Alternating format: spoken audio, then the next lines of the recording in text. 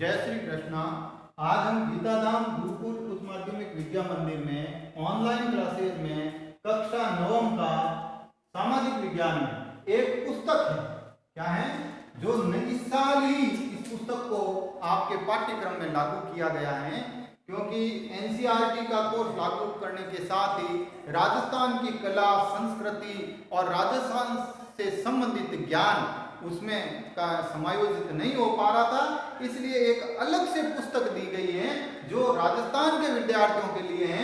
उस पुस्तक का नाम भी दिया गया है राजस्थान का स्वतंत्रता आंदोलन एवं शौर्य परंपरा। इस पुस्तक का पहला जो पाठ है वो है 1857 की क्रांति। सिर्फ किसमें? राजस्थान के परिप्रेक्ष्य में। किसके? राजस्थान के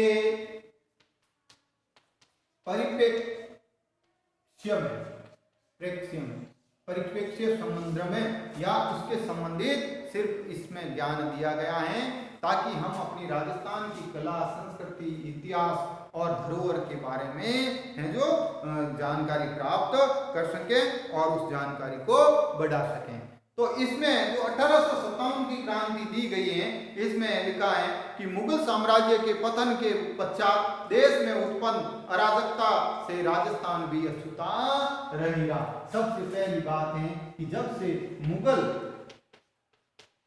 साम्राज्य का पतन हुआ है, जब से मुगल साम्राज्य का पतन शुरू हुआ है, तो उस साम्राज्य के पतन से देश में क्या?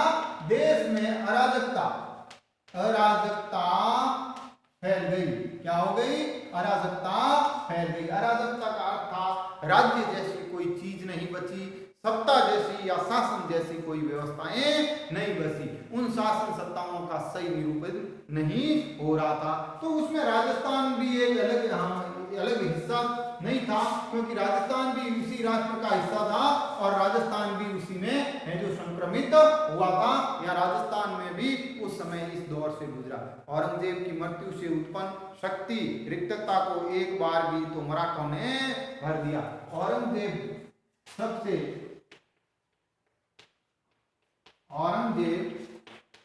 जो ने साम्राज्य चलाया, क्या चलाया? साम्राज्य व्यवस्था चलाने वाला अंतिम मुगल शासक था। क्या था? मुगल शासक था। औरंगजेब अंतिम मुगल शासक था जिसने सही रूप से साम्राज्य चलाया। वैसे तो अंतिम रूप से बहादुर शाह जफर को कहते हैं, लेकिन जिसने शासन सत्ता केंद्रीय सत्ता के रूप में जो एकीकृत व्यवस्था चलाई, उसमें औरंगजेब अंतिम था। और इसकी मृत्यु के बाद इसकी मृत्यु के बाद है जो वहां की साम्राज्य की है जो केंद्रीय शासन की धुरी नष्ट हो गई, उसको मराठा शक्ति ने पूर्ण किया। क्यों? क्योंकि मराठाओं का वर्चस्व जो दक्षिण से शुरू हुआ, वो वर्चस्व मराठाओं का धीरे धीरे उत्तर में बढ़ने लगा, और एक बार की तो ऐसी स्थिति आई कि मराठाओं ने दिल्ली तक को हिला दिया और दिल्ली के शासन पर भी मराठाओं की दखलंदाजी हो गई। मराठाओं ने दक्षिण में प्रभुत्व स्थापित करने के पश्चात मालवा और गुजरात में अपना प्रभुत्व स्थापित कर लिया, अतः अब उनके लिए राजस्थान में प्रवेश करना सहज हो गया। अब मराठा है जो घूमते हुए आ रहे थे, उन्होंने मालवा और गुजरात तक मराठा है जो बढ़ गए थे। क्या हो गए? बढ़ गए थे। मराठाओं को अपने यहाँ राजस्थान में धाड़वी किसी के नाम से जानते हैं। क्या नाम से जानते हैं? धाड़वी। क्या? धाड़वी। कौन से नाम से? धाड़वी के नाम से मराठाओं को राजस्थान में जानते हैं, या फिर दखनी भी कहते हैं। क्या कहते हैं?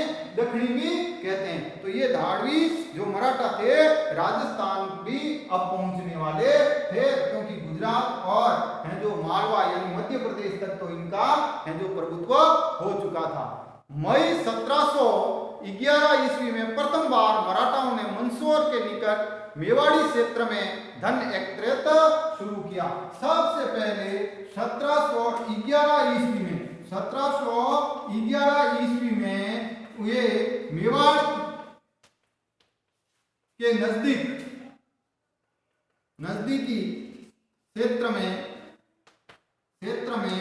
धन एकत्रित इसको अपने यहाँ चौथ वसूली कहते हैं। क्या कहते हैं राजस्थान में? चौथ वसूली। क्या? चौथ वसूली। चौथ वसूली वो होती है जब कोई बाहरी शासक किसी अन्य शासक के क्षेत्र में घुसता है और वो ये कहता है या तो हमसे युद्ध करो, अगर युद्ध नहीं करो तो हमें कुछ धन देकर वापस पुनः है जो विदा कर दो। तो ये जो इस तरह से डरा धमका कर वसूल किया जाने वाला धन था तो उसको चौथ वसूली। तो ये मेवाड़ के क्षेत्र में शुरुआत इन्होंने चौथ वसूली से की थी। इस घटना से चिंतित उदयपुर के महाराणा संग्राम सिंह ने सबसे पहले जयपुर के शासक जय सिंह और बाद में मुगल बादशाह जो उस समय था बहादुर मोहम्मद शाह से मराठा समस्या के बारे में विचार विमर्श किया।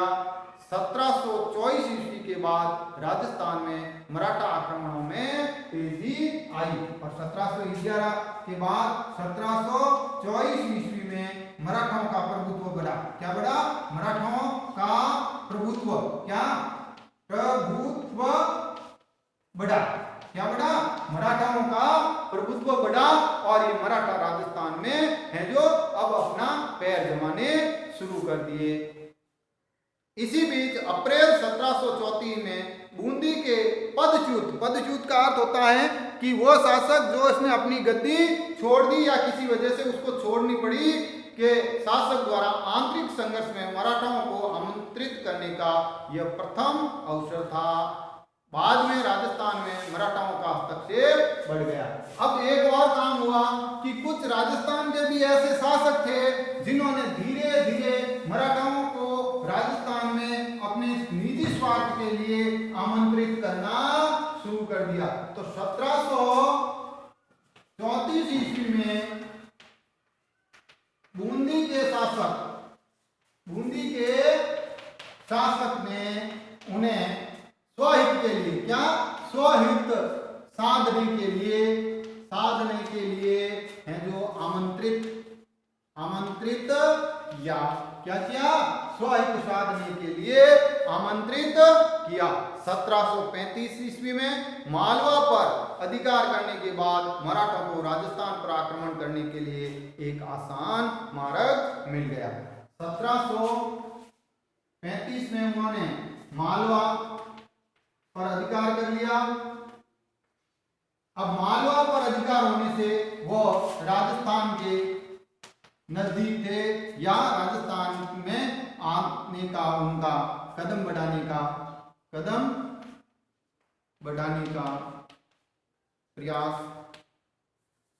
प्रयास तेज हो गया। क्या हो गया? तेज हो गया, क्योंकि वो हमारे सीमाओं के बिल्कुल नजदीक आ गए थे। राजस्थान में मराठे कोटा, मेवाड़, डूंगरपुर, बांसवाड़े में घुसपैठ करने लगे और धन पाने के बाद कुछ समय संतुष्ट रहते, लेकिन शीघ्र ही वे राजाओं को ही नहीं वरन वहां के सेठ साहूकारों को भी लूटने लगे। और वो फिर चौथ वसूली, क्या उनका यही था? चौथ वसूली। क्या? चौथ वसूली। वो राजा महाराजाओं के साथ सेठ साहूकारों से भी चौथ वसूली करने लगे।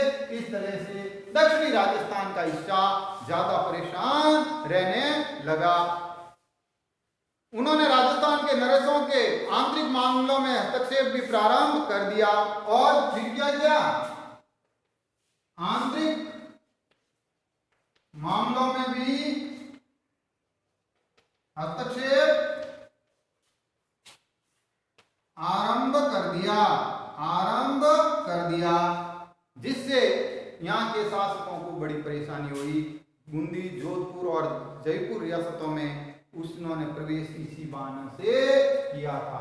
तो इस तरह से धीरे धीरे राजस्थान में भी मराठाओं का आक्रमण हुआ। कल हम इससे आगे का अध्याय कि किस तरह से मराठा शक्ति ने राजस्थान में पैर जमाया और किस तरह से है जो उन्होंने राजस्थान को है जो विवश किया कि वो एकीकरण को मजबूत हुए।